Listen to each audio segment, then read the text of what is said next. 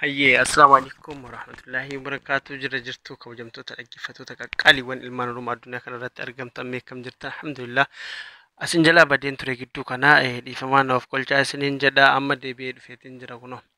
Egaan kabajamtoota fi dhaggeeffattoota qophii kooti hundumti keessan hordoftoonni qophii kan koo jechuudha. Yaa akkuma beekamu ani waa'ee COVID-19 irratti kanan akbaara isiniin ga'u jechuudha. Informationii guyyaarraa kan isiniin ga'u gidduu lamman kan immoo addaan dhaabbadheen ture viidiyoo isiniif hin waraabne akka carraa ta'e naaf hin mijoomne jechuudha. Kun har'a haaluma wal fakkaatuun qophii kiyyaa xumuradhee isiniif dhiyaadheetiin jira jechuudha. Isinis itti dhiyaadha. Haala oolmaa ilaale jechuudha. Akka waliigalaatti oolmaan alama kanarratti waa'ee COVID-19 yookaan koronaa vaayirasiidhaan wal qabatee maal fakkaata, haala kamirra jira, sadarkaa kamirra jira isa jedhu kan inni isin gabaasu ta'a jechuudha. Egaan akkuma amma dura barametti jalqaba akka waliigalaarraa kan inni isiniif dhiyeessu ta'a jechuudha. Jalqaba addunyaan kun lakkoofsi ummatoota koronaa kanaan alama kanarratti qabaman hagawwanaatti sadarkaa hagamiirra ga'ee jira isa jedhu kan jalqabarraa isiniif dubbisu ta'a. Haga xumura qophii kan kootitti na hordofaa isiniin jedha. Egaa oolmaa alama addunyaa kana irratti akka guutuu biyyaatti akka guutuu addunyaatti jechuudha. Namoonni hagamaatti dhukkuba kanaa wajjin jiraataa jiran yookaan dhukkuba kanaan qabamanii jiran jechuudha. Dhiifama. Nam miliyoona afurii fi 491 fi 59 qaqqabee jira. Nam miliyoona afurii fi 491 fi nam 59 qaqqabee jira jechuudha akka waliigalaatti alama kanarratti. Akkasuma namoonni hagammaatti balaa dhukkuba kanaatiin lubbuu dhaban nam 300 fi 1621 qaqqabee jira jechuudha. Akkasuma namoonni immoo dhukkuba kanaan qabamanii dandamatanii faamilii maatii isaaniif makaman nam miliyoona takkaa 690 fi 702. Kun akka waliigalaa guutuu addunyaa irratti kan dhukkuba kanaan qabamanis ta'ee kan lubbuu dhaban akkasuma namoota dhukkuba kanaan dandamata akka waliigalaatti jechuudha. Amma immoo gara tarree tokko haga 10 warra jiran gaggabaabsee kan isin biraan ga'u ta'a. Akkuma isin beektan egaa kabajamtoota dhaggeeffattoota akkuma beekamu namoonni haga ammaatti biyyoonni dhukkuba kanaan sadarkaa tokkoffaa qabatee marraa jiru. Ameerikaa jechuudha guyyaadha nam 901 awwaaltee olte akkasuma nam 10,707 immoo dhukkuba kanaan galmeessitee olte. Akka waliigalaatti biyya Ameerikaatti jechuudha haga addaatti namoonni dhukkuba kanaan lubbuu dhaban nam 86 fi 98. Akkasuma akka waliigalaatti dhukkuba kanaa wajjin namoonni jiraataa jiran nam miliyoona tokko 441 sadarkaa tokkoffaa irratti argamte jechuudha. Ispeen sadarkaa lammaffaa irratti kan argamtu guyyaadha nam 1551 galmeessitee olte akkasuma nam 217 awwaaltee olte. Akka waliigalaatti nam 27 fi 321 lubbuu dhabe. Biyya Ispeen keessatti namoonni dhukkuba kanaa wajjin jiraataa jiran jechuudha. Nam 200 fi 72 fi 646 sadarkaa lammaffaa irratti argamtu. Ruusiyaan sadarkaa sadaffaa irratti kan argamtu guyyaadha nam 9,974 galmeessitee olte. Nam 93 du'aan dhabdee olte. Akkasuma Ispeen keessatti haga addaatti namoonni dhukkuba kanaan lubbuu dhaban nam 2,305. Akkasuma dhukkuba kanaa wajjin namni Ispeen keessatti dhukkuba kanaa wajjin jiraataa jiru nam 251,245 sadarkaa sadaffaa irratti argama. UK sadarkaa afuraffaa irratti kan argamtu guyyaadha nam 3,446 galmeessitee olte. Akkasuma nama 428 du'aan dhabdee olte. Nam biyya UK keessatti haga addaatti namoonni dhukkuba kanaan lubbuu dhaban nam 33,614 yoo ta'u namni 200 fi 33 fi 115 immoo dhukkuba kanaa wajjin jiraataa jiru kan sadarkaa afuraffaa irratti argamte jechuudha UK. Itaal sadarkaa shanaffaa irratti kan argamtu guyyaadha nam 992 galmeessitee oolte. Akkasuma nama 262 guyyaadha dhabdee oolteerti jechuudha.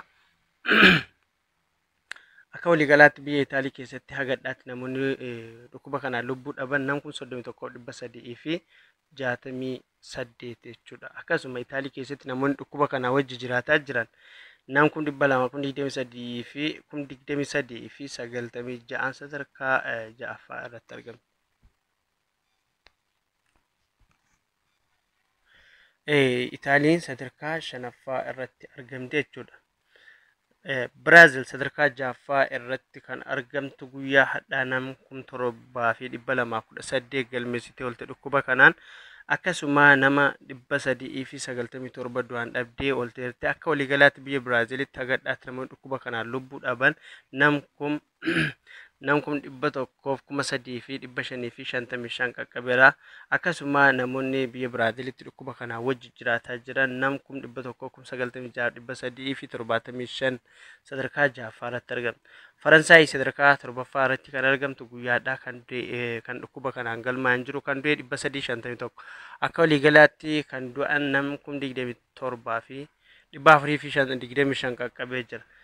Akkasuma Faransaay keessatti namoonni dhukkuba kanaa wajji jiraataa jiran nam 178 fi 60 sadarkaa torbaffaa irratti argamu. Saddeettaffaan Jarman yoo ta'u guyyaa hadhaa nam 480 galmeessitee oolte nam 28 du'aan dhabdee oolte. Akkasuma Jarman keessatti hagadhaatti namni dhukkuba kanaan lubbuu dhabee nam 7,800 fi 89. Akkasuma Jarmanii keessatti namoonni dhukkuba kanaa wajji jiraataa jiran nam 100 fi 74 fi 500 fi 78 sadarkaa saddeettaffaa irratti argamti.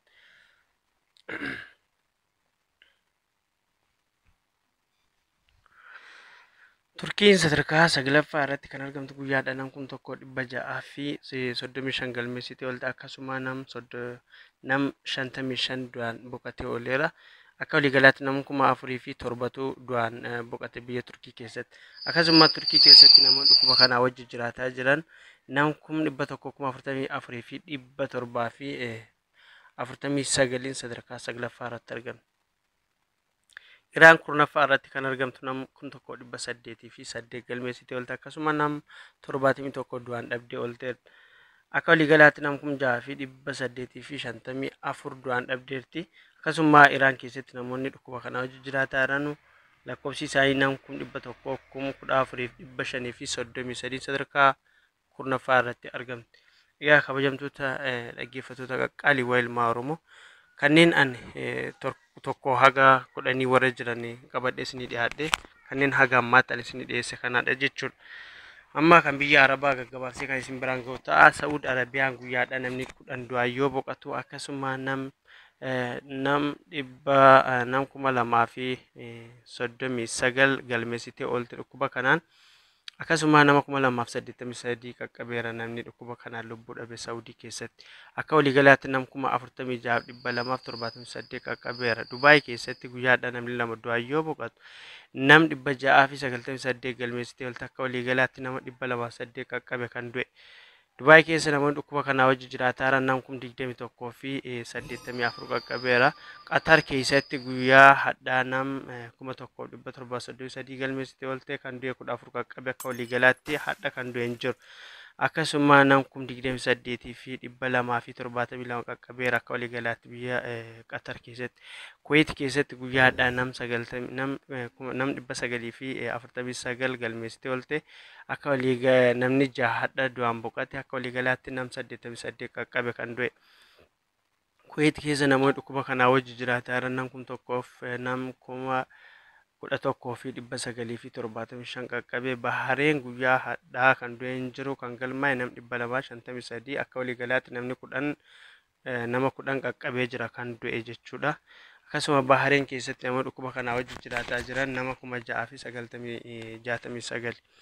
Omaan keessatti guyyaa hadhaa namni tokko du'aa yoo boqotu. Akka waliigalaatti nama 18 qaqqabee jira. Akkasuma guyyaa hadhaa namni 322 galmeessitee oolte. Akka waliigalaatti Omaan keessatti nama 4,341 qaqqabee jira. Kun kan biyya Arabaa kanan gaggabaabsee isiniif qabadhee dhiyaadheedha. Amma kan biyya Afrikaa irraa yookaan olloota biyya keenyaa kan isin dhiyeessu ta'a. Egipti keessa guyyaadhaa namoonni 15 du'aa yoo boqotan nam 398 guyyaadhaa galmeessitee oolte. Akka waliigalaatti nam 500 fi 71 qaqqabeera kan du'e. Akkasuma biyya Egipti keessatti namoonni dhukkuba kanaa wajji jiraataa jiran nam 10,000 fi 800 fi 29 qaqqabeera. Sudaan keessatti guyyaadhaa kan du'es ta'e kan dhukkuba kanaan galmaa'an tun jiru. Akka waliigalaatti namoota 90 kan du'e qaqqabee jira. Akkasuma Sudaan keessatti namoonni dhukkuba kanaa wajji jiraataa jiran nam 1,000 fi 818. Eertiriyaan 39 akkasumas Soomaaliyaa keessa guyyaa hadhaa kan deessite kan dhukkuba kanaan galmaa'antuun jiru akka waliigalaatti nam 52tu du'aan boqote. Keenyaan guyyaadhaa nam lama yoo du'aan galmeessitu nama 42 akka waliigalaatti kan du'aan boqote. Akkasuma guyyaadhaa 21 yoo galmeessitu akka waliigalaatti nam 758 qaqqabeera. Itoophiyaan biyyi keenya jechuudha guyyaadhaa nam 9 yoo galmeessitu akka waliigalaatti biyya keenyatti hagadhaatti kan lubbuu dhabe nama 5 guyyaadhaa kan du'aan boqote hin jiru. Akkasuma lakkoofsi namoota biyya keenyatti dhukkuba kanaa wajji jiraatan nam 272 qaqqabee jira. Egaan kabajamtoota qaqqaalii ilmaan Oromoo dhaggeeffattoota qophii hordoftoota qophii kooti. Qophiin guyyaadhaatiif qabadhee isiniif dhiyaadhee kan hamma kana kan isinii dhiyeesse kana fakkaata. Egaan qophii wal fakkaatuun boru sa'aatii isaa eegnee haga walitti deebinutti nageenya Rabbii bakka jirtanitti isiniif haa baay'atu. Wassalaamu alaikum warahmatullaahi wabarakaatu.